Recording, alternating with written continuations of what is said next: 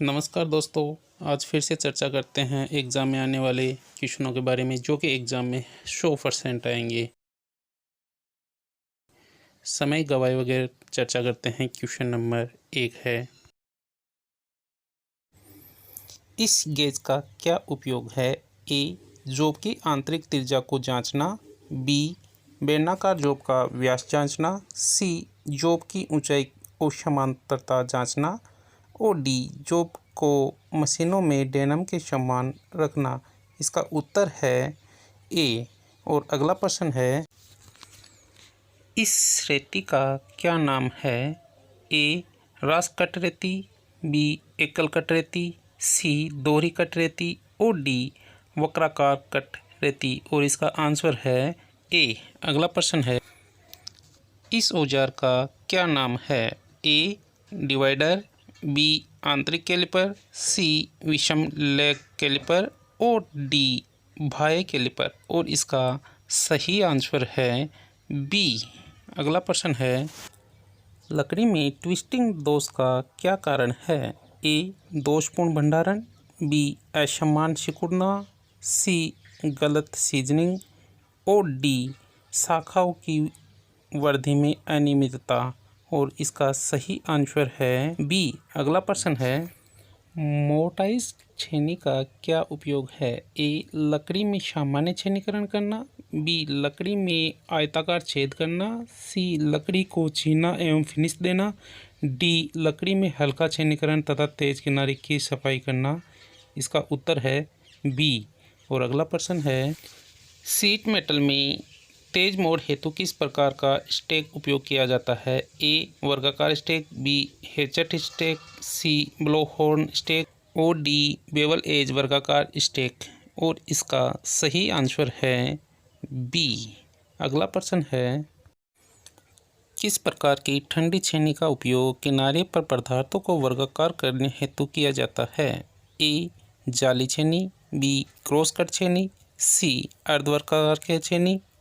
और डी. हीरा पाउंड छेनी। इसका उत्तर है डी। अगला प्रश्न है, किस प्रकार के कैलिपर का उपयोग पदार्थ के बाहरी सिरों पर समांतर रेखाएं खींचने में होता है? ए. आंतरिक कैलिपर। बी. Jenny caliper.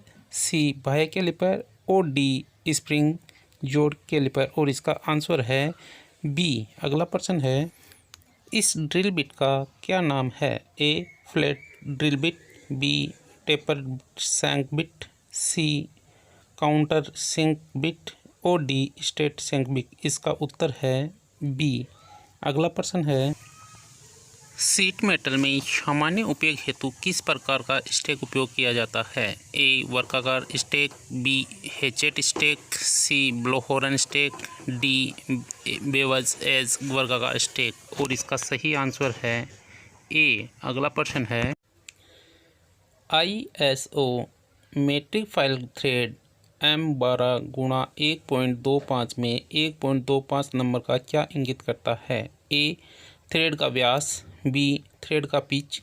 सी. थ्रेड की गहराई। और डी. थ्रेड की लंबाई। और इसका सही आंसर है बी। अगला प्रश्न है, लकड़ी में अनियमित रूप से शाखाओं के उगने के कारण कौन सा दोष उत्पन्न होता है?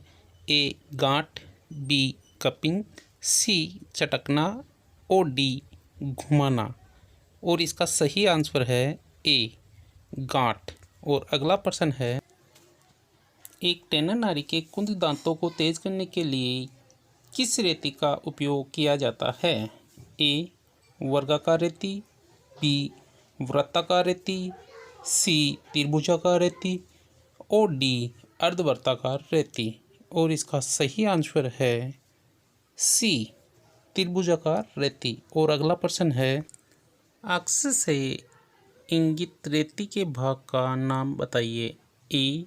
एज। बी. हील। सी. टैंग। और डी.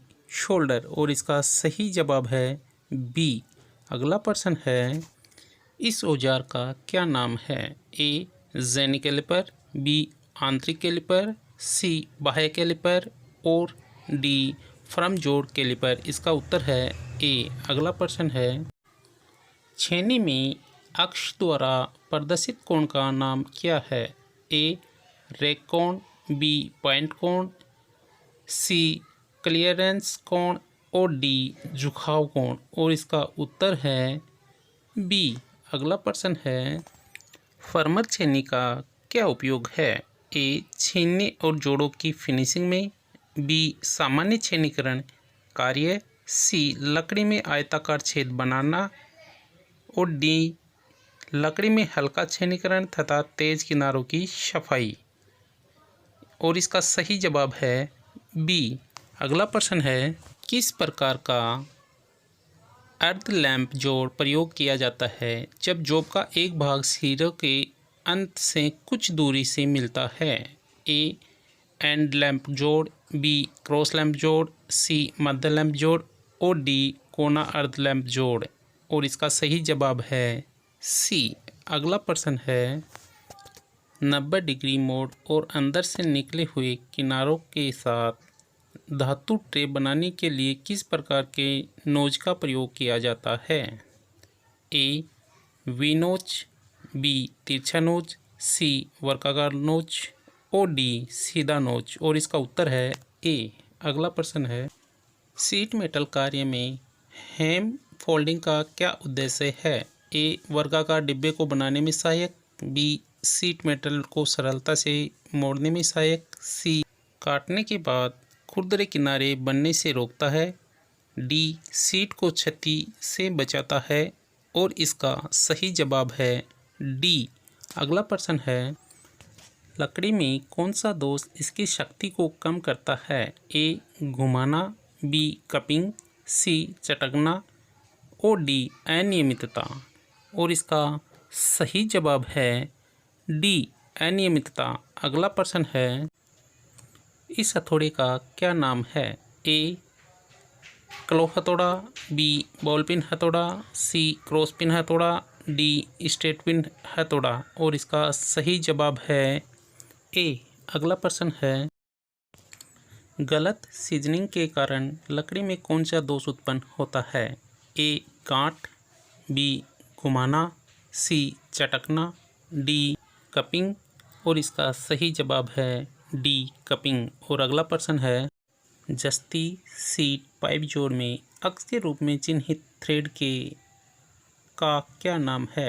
ए jute, B full form thread, C तिरछी मेल थ्रेड, डी समांतर फीमेल थ्रेड। और इसका सही जवाब है सी। अगला प्रश्न है, सीट के सिरों को मोड़ने हेतु किस प्रकार की नोज का प्रयोग किया जाता है? ए वी नोच, बी तिरछा नोच, सी वर्गाकार नोच और डी सीधा नोच। और इसका सही जवाब है डी सीधा नोच। और अगला प्रश्न है, क्रॉस कट छेनी का क्या उद्देश्य है?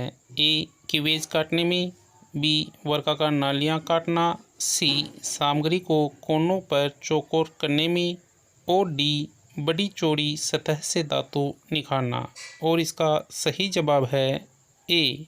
अगला प्रश्न है, 90 डिग्री मोड़ने हेतु किस प्रकार का नोज प्रयोग होता है? ए वी नोच, बी तिरछा नोज, सी वर्गाकार नोच और डी सीधा नोच। और इसका सही आंसर है ए। अगला प्रश्न है, लकड़ी की आंतरिक कटिंग के लिए किस प्रकार की वक्र कटिंग दस्तारी प्रयोग की जाती है? ए कंपास आरी, बी की होल आरी, सी कोपिंग आरी और डी फैट आरी। और इसका सही जवाब है बी। अगला प्रश्न है, शीट मेटल कार्य के लिए उपयोग होने वाले स्टेक का क्या नाम है? ए वर्गाकार स्टेक, बी हेचेट स्टेक, सी ब्लोहॉर्न स्टेक और डी वेबल एज वर्गाकार स्टेक। और इसका सही आंसर है सी। अगला प्रश्न है, औजार का क्या नाम है? ए क्लो हथौड़ा, बी टैक्स हथौड़ा, सी क्रॉस पिन हथौड़ा और डी स्ट्रेट पिन हथौड़ा। और इसका सही जवाब है बी। अगला प्रश्न है, चेन ड्रिलिंग के बाद धातुओं को अलग करने हेतु किस प्रकार की छेनी का प्रयोग किया जाता है? ए चपटी छेनी, बी जालीदार छेनी, सी क्रॉस कट छेनी, और डी हीरा पॉइंट छेनी। और इसका आंसर है बी। अगला प्रश्न है, किस प्रकार की स्टे का उपयोग टेपिंग शंकु के आकार के लेखों को रिवेटिंग या सीमिंग करने के लिए किया जाता है? ए वर्गाकार स्टेक, बी हेचेट स्टेक, सी ब्लोहॉर्न स्टेक, और डी वेबल एज वर्गाकार स्टेक। इसका आंसर सी। अगला प्रश्न है, लकड़ी में गांठ दोष का क्या कारण है? ए दोषपूर्ण भंडारण, बी असमान सिकुड़ना, सी शाखाओं की वृद्धि, डी गलत सीजनिंग। और इसका सही आंसर है सी।